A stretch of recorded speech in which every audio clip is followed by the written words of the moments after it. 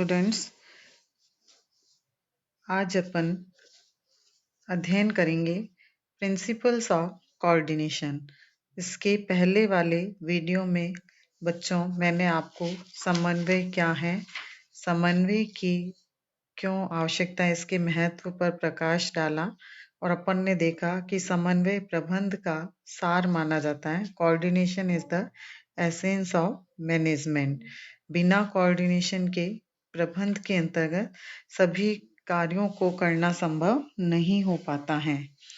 आज हम देखेंगे समन्वय के प्रबंध शास्त्रियों ने कुछ सिद्धांतों का प्रतिपादन किया। कुमारी मेरी पार्कर फॉलेट ने समन्वय के 4 सिद्धांतों का प्रतिपादन किया, जिन्हें अपनाकर एक उपक्रम के विभिन्न व्यक्तियों के प्रयासों एवं क्रियाओं के बीच अधिक सुगमता से सफलतापूर्वक सामंजस्य की स्थापना की जा सकती है। न्यूमैन एवं समर ने इन सिद्धांतों को पर्याप्त ठोस परामर्श बताया, यानी मच साउंड एडवाइस के रूप में उन्होंने कहा, और इस प्रकार से फॉलेट के जो दिए गए सिद्धांत हैं उनको आगे बढ़ाया। तो आज हम देखेंगे समन्वय के लिए फॉलेट द्वारा कौन से सिद्धांत दिए गए हैं।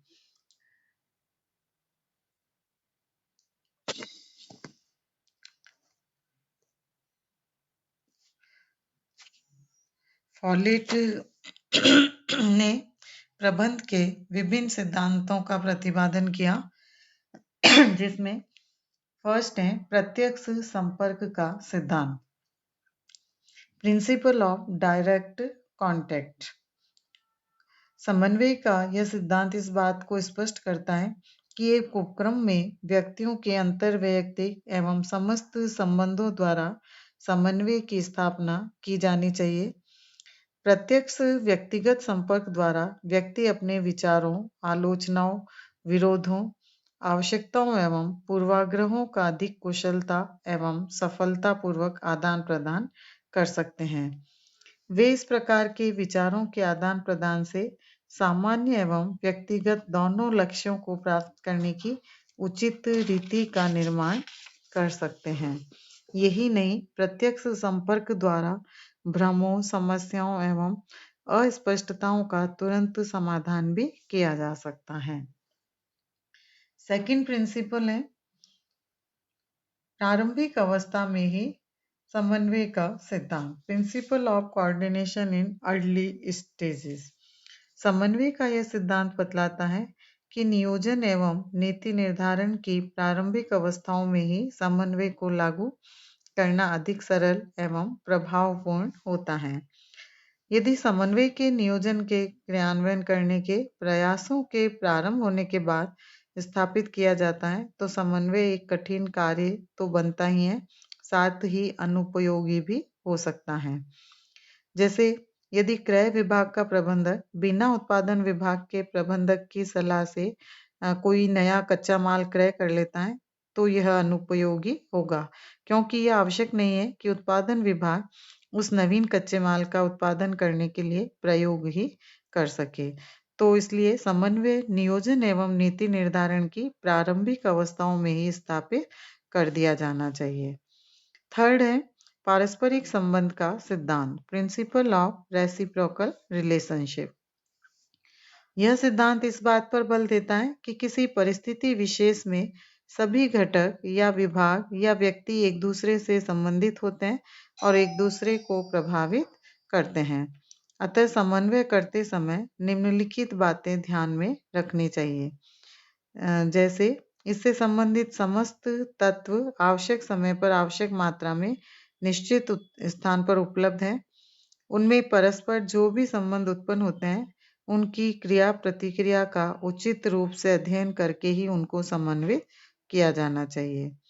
जैसे उदाहरण के लिए अ एवं ब एक साथ कार्य करते हैं, तो दोनों ही एक दूसरे की क्रियाओं से प्रभावित होंगे। अ ब की क्रिया से एवं ब अ की क्रिया से प्रभावित होगा। अतः इन दोनों में किसी एक के लिए लिया गया कोई भी निर्णय दूसरे को प्रभावित करता है। इसलिए निर्णय लेते समय संबंधित सभी घटकों के पारस्परिक संबंधों को ध्यान में रखना चाहिए। नेक्स्ट प्रिंसिपल है सतत प्रक्रिया का सिद्धांत, प्रिंसिपल ऑफ कंटिन्यूटी। समन्वय एक सतत प्रक्रिया है, अतः उपक्रम की क्रियाओं में सामंजस्य बनाए रखने के लिए प्रबंधकों को सदैव प्रयास करते रहना चाहिए, क्योंकि समन्वय का संबंध संगठन से है। जब संगठन क्रियाशील रहेगा तब तक समन्वय की आवश्यकता भी रहेगी। कभी कभी ऐसा हो सकता है कि विशेष परिस्थितियों का सामना करने के लिए समन्वय समितियों की स्थापना कर दी जाए, परंतु ये निरंतर समन्वय का स्थान कभी ग्रहण नहीं कर सकते हैं, अतः इसे उद्देश्य प्राप्ति के बीच की अवधि में रोका या समाप्त नहीं किया जा सकता है।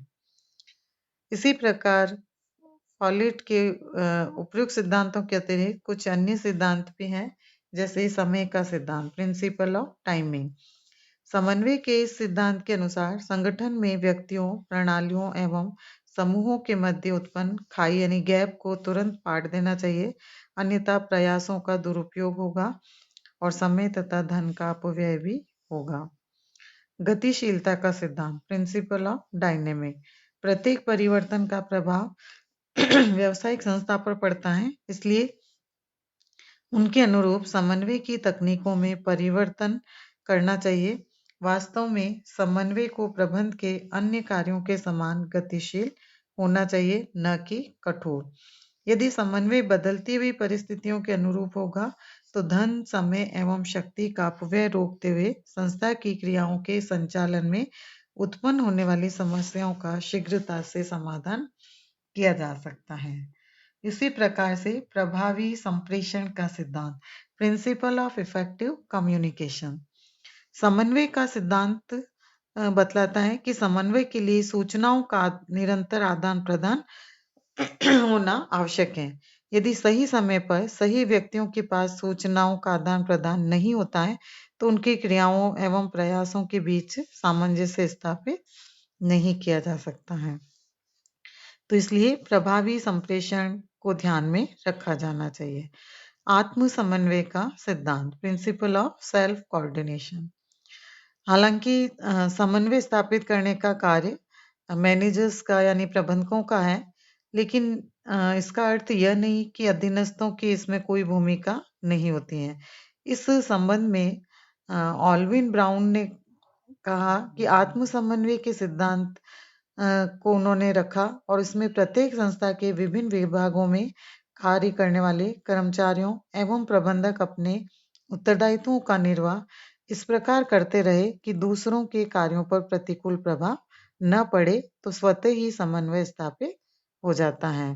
तो इस सिद्धांत को हर्बर्ट ए साइमन ने आत्म समायोजन यानी सेल्फ एडजस्टमेंट बताया और कहा कि जब क्रियाएं सरल होती हैं तो लोग अपेक्षित व्यवहारों के अनुरूप व्यवहार करते हैं और ऐसे में स्वैच्छिक समन्वय संभव है, लेकिन बड़ी संख्या में जटिल क्रियाओं के निष्पादन में समन्वय के लिए सुस्पष्ट योजनाएं बनाने की आवश्यकता पड़ती है। तो वास्तव में संगठनात्मक गतिविधियों में अधिक से अधिक समन्वय स्वैच्छिक होता है और यह कदापि संभव नहीं है और न ही आवश्यक है कि सभी कर्मचारियों की सभी गतिविधियों के लिए समन्वय की विस्तृत योजना बनाई जाए। तो उन्हें परिस्थितियों के अनुसार समन्वय के ढंग को अपनाना चाहिए और उनके प्रत्येक कार्य हेतु समन्वय की विस्तृत योजनाएं बनाई जाए, तो वे न केवल अवरोधित महसूस करेंगे बल्कि उन्हें घुटन का अनुभव भी होगा। इसलिए संगठन में ज्यादा से ज्यादा समन्वय स्वैच्छिक होता है। तो इस प्रकार से समन्वय के ये विभिन्न सिद्धांत फॉलेट के द्वारा दिए गए और इन सिद्धांतों को अपनाते हुए कोऑर्डिनेशन रखा जाता है। धन्यवाद बच्चों।